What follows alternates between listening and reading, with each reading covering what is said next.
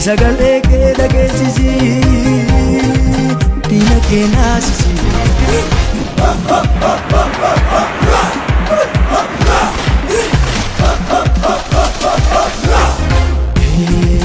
Sagalee kee dhagee yeroo mana gabbee jiraani jirra woboonni jirra abdiin boruu jiraani jirra zooniin lixaa zooniin ba'aa zooniin kaabaa zooniin kibbaa gidduu gallii jiraani jirra woboonni jirra abdiin boruu abdiin biyyaa.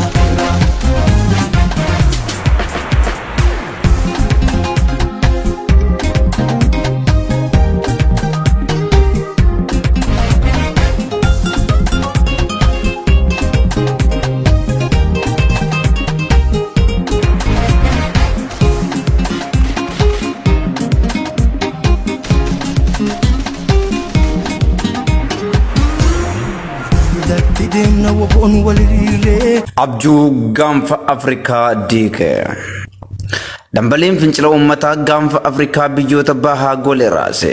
Hundee aangoo abbootii irree buqqisee jijjiirama siyaasaa fi dinagdee abdatameenii fida jedhamaa ture gufachuun raafama siyaasaa waliigalaa ta'ee deebi'ee dachee Afrikaa raasaa jira. Biyya guddoon dargaggoota kuma atamaan lakkaa'aman irbaata rasaasaa gootee jijjiirama siyaasaa fidde Itoophiyaan kallattiin jijjiirama ishee gufachuun rakkinaa fi muddama siyaasaa keessoo ishee tasgabbeessuu dadhabdee madda rakkina biyyoota ollaa ishee taatee dachee argama dhala namaa fi qaroomina gaanfa Afrikaa jeeqaa jirti. Ka'umsa baddee mootummoota abbaa irreetiin gidirfamaa kan turte Itoophiyaan qaawwa mana ishee keessaa karaa sirnaa fi tasgabbiin uummata ishee ija tokkummaa fi diimokiraasiin ilaaluu dadhabde beektotaa fi namoota jajjaboo biyyattii irra darbanii akka addunyaattuu dhiibbaa uumuu danda'an ijaan argaa jibbite kan dandeessu ajjeeftee haalli kan kennuu didemmoo hiitee manneen hidhaatti dararaa jirti. Itoophiyaan qaawwa ofii ishee uumteen biyyoota ollaa isheetiif karaa bante biyyoonni ollaa ishee daangaa biyya ishee cabsanii walabummaa biyyattii sarbanii dachee kushotaa fi sirna gadaa kan taate qooddachaa jiru. Kanneen akka Sudaan daangaa biyyattii ce'uun lafa dheerinni isaa kiiloomeetira 1940 fagaatu kan qabatte waggaa taatu. Biyya ollaa ishee Eertiraan immoo birmadummaa biyyattii sarbuun magaalotaa fi naannolee Itoophiyaa hedduu keessatti waraana ishee ramaduun kan feete ajjeeftee kan feete ammoo ukkaamsuun gara biyya isheetti geessitee dararaa lammiilee Itoophiyaa irraan gahaa jirti. Rakkoo fi uumteen golama naannoo regional conflict keessa kan seente Itoophiyaan dogoggora namni qeenxeen kan abjuu nugusummaa qabu Abiy Ahmed raawwateen gatii isheef malee baasaa jirti. Dubbii kanaaf ragaa kan nu taatu baatii muraasa dura qondaaltonni Ameerikaa Sudaan waggaa daawwatan muummichi ministeeraa karaa milkaa'ina irraa maqee Abiy Ahmed Sudaan magaalaa Kaartumitti qondaaltota Sudaaniif waadaa lafti isaaniif kennamuu seeneefi ture. Dubbiin kun gochaa otoo itti yaadamin of tuulummaa fi miira laphee dhiibuutiin raawwatame ta'us Sudaan garuu dubbii sagalee waadaa gurra ishee seentee osoo hin irraanfatin yeroo osoo ittiin gubiin lafa kiyya jettu hundaa harka ishee keessa galfatte. Kanaan booda dachee kanarraa eenyullee nan buqqisu asirratti dhumna jechuun karaa hoogganaa mana maree nageenyaa isheetiin jala murte biyya ollaa isheef oduu gaddaa labsite.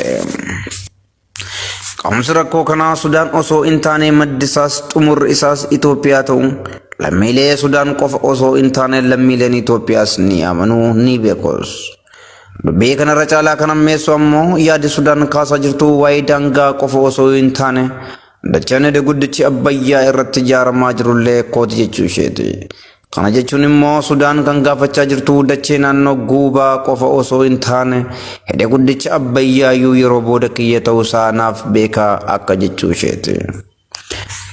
Akka yaada Sudaanitti lafni naannoo Alfaashigaa jiru erga waggoota 25 darbaniif mootummaa Itoophiyaa dhiibbaa siyaasaa fi shiraan hoogganaa biyyattii duraanii Umar Hassan al-Bashirii waliin godhaniin lafa qabeenya Sudaan ta'e dachee magariisaa fi lafa gabbataa oomisha qonnaan bulaa fooluu dhabnee turre galatii jeequmsa naannoo Tigraayiif haa ta'u malee harka keenya keessa galchanneerra jetti. Ajjaan hoogganaa mana maree nageenyaa Sudaan Jeneraal Burhaan waggaa daangaa Itoophiyaa waraanni Sudaanii qabate daawwatan nuti Sudaanonni waggaa 25f obsineerra. Kun lafa keenya malee kan namaa miti. Warri nu dura turan dachee kana irratti gad dhiisanii uummata keenya rakkisaniiru. Nuti immoo amma harka keenya keessa galchanneerra kanaan booda eenyullee asirraa nu buqqisu. Hundumti keenya asumarra dhumnee dhaloonni duubaan dhufu dachee kanarraa seenaa keenyaan qotata jechuun waraana biyyattiitti dirqama biyyaa kennaniiru. Jeneraal Buraaniin itti dabalanis nuti lafa kanaa kan deeffinnee qabanne erga muummicha Itoophiyaa waliin mareenneen booda Abiyyi biyya sagalee Sudaan qaama biraaf bitamtee nu weerarte jechuun isaa immoo fayyummaa qabaachuu namichaa. Mootummaan Sudaan erga lafa Itoophiyaa qabatteen booda biyya faallaa walabummaa ishee dhaabbattuu fi mirga itti fayyadama bishaan laga Abbayyaa kan seenaa qabaachuu ishee himtu Masir waliin shaakala waraanaa dachee Sudaan irratti raawwachaa turan immoo Itoophiyaadhaaf mataa dhukkubbii ta'eera. Itoophiyaan hoogganaa mata jabeessa tokkichaan uummata ofiishee dabarsitee weeraraalaaf kan laatte dachee seenaa ishee irraa hin barane ta'uu ishee walitti bu'iinsi naannoo Tigraay ragaa guddaa kan nuuf darbeedha.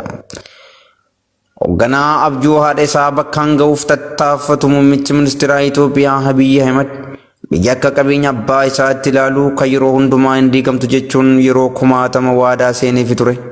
Ofuma isaaf dirree waraanaa saaqee biyyoota alaaf waraanni biyyoota ollaa akka Somaaliyaa, Eertiraa akka hiyyeessaatti boroof balbalaan yaa'anii abbaa fedhan ajjeesanii haadha fedhan gudeedanii biyya gadadoof beelaaf saaxilanii holqa kolfaa godhaniiru. Yeroo ammaa kanaan waraanni Eertiraa naannoo Tigraay jiru humna waraanaa Itoophiyaatiin ol ta'uun ajajamuu didanii qabeenya hawaasaa fi nama dhuunfaa saamuun manneen amantaa fi gola hambaa barbadeessaa ija addunyaa cimmaa banii oduu Itoophiyaatiin akka buufatan taasisaniiru. Akka gabaasa UNHCR'tti baqattoonni Eertiraa mootummaa abbaa irree Isaayyaas baqatanii kaampii naannoo Tigraay 4 keessa jiran humnaan qabamanii gara biyya isaaniitti geeffamani. Reebichaa fi dararaan waraana Eertiraa irratti raawwachaa jiru gabaaseetti jira.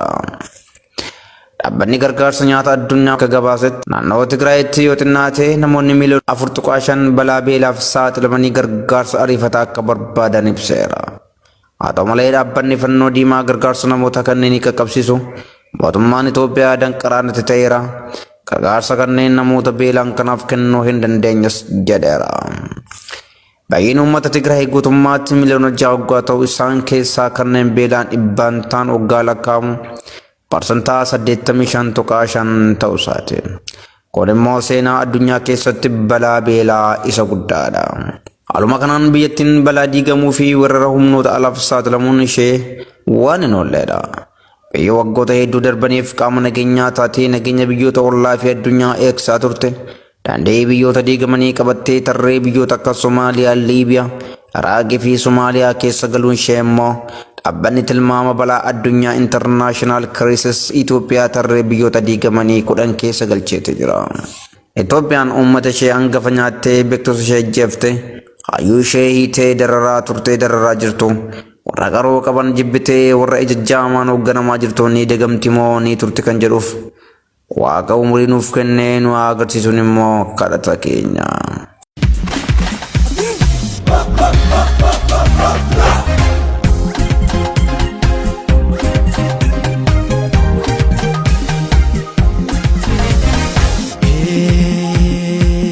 Woboon jajjabeen jirtu sagalee kee dhageessisi diina kee naasisi.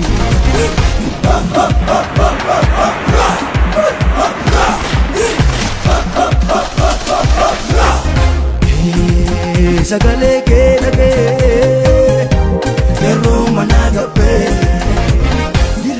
jirra woboon jirra abdiin boruu jirra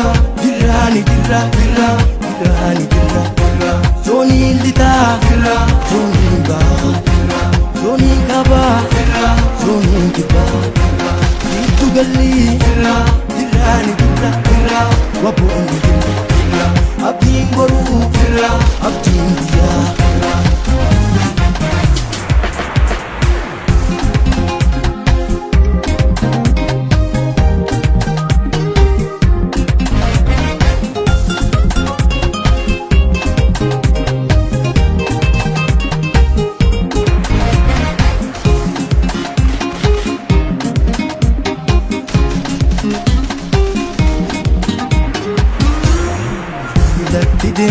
on walirire dina rasne olachivne garabamne lagabumne lalame la la la la la lalame walilabse warilabse selidina jiretu manchase gonni lami gamachise lalame la la la la la lalame jabi billahi debi muratara sami chapsine lalame la la la la la la lalame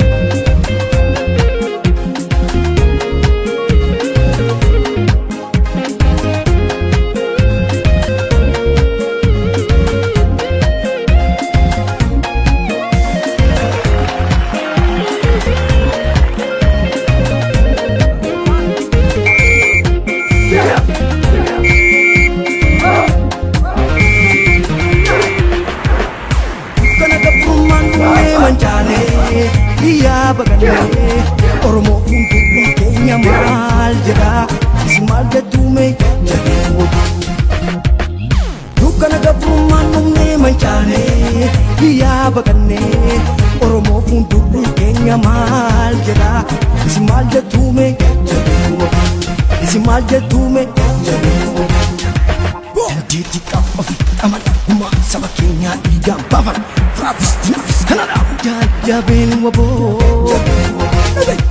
jabin dan diti kamu of taman uma sama Kenya igam pavan fravis nafis Canada jabin wabo jabin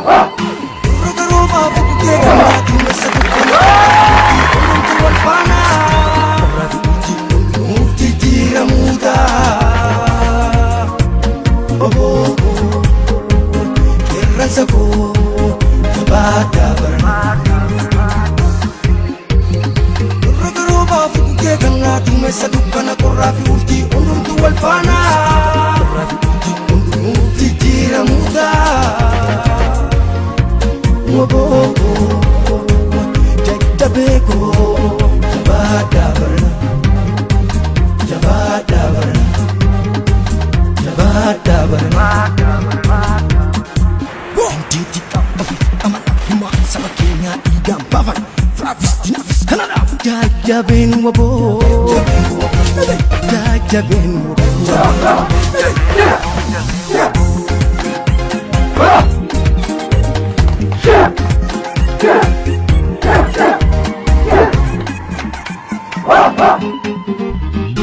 sagale komoka lagane jesisu kemoda divoka kana jesisu sagale komoka lagane jesisu kemoda divoka kana jesisu shoni shoni jabeko shoni shoni jabadam shoni shoni keransago shoni shoni jabadam shoni shoni ya keroko shoni shoni jabadam shoni shoni kerondambi shoni shoni jabadam shoni shoni kerongule shoni shoni jabadam shoni shoni keronarsi shoni shoni jabadam shoni shoni kerowolo shoni shoni jabadam shoni shoni keronjuma shoni shoni jabadam shoni shoni keronilu jabadam keron shawa jabadam kamborana jabadam keron nake